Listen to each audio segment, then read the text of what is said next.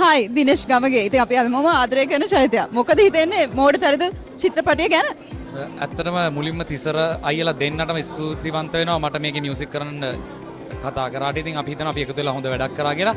හැමෝටම ආරාධනා කරනවා. ඉතින් ඇවිල්ලා බලලා හොඳ නරක කියන්නේ මේක බඩ අල්ලන් hina වෙන්න පුළුවන්. ලස්සන වැඩක්. ඉතින් හැමෝටම ආරාධනා කරනවා.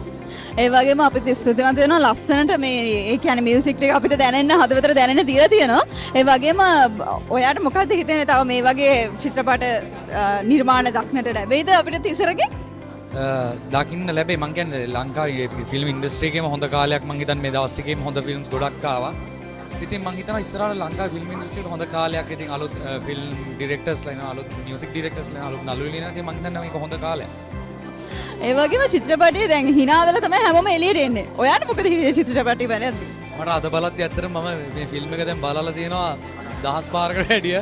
ඉතින් මම හිතනවා මම ඒක කියනවට වැඩිය බලන හැමෝම ඒක ඔයගොල්ලන්ගේ කමෙන්ට්ස් අපිට දෙන්න. ඒගොල්ලන් තමයි මම හිතන්නේ ඊළඟට දෙන්න ජෙනුවින්ම කමෙන්ට්ස් දෙන්නේ. දැන් මේ වෙලාවේ මම හොඳයි නැත්නම් නරකයිද කියනවට මම ආරාධනා කරනවා හැමෝටම බලන්න එන්න කියලා. බොහොම ස්තුතියි. එහෙනම් අපිත් එක්ක එකතු වෙන්න. Thank you.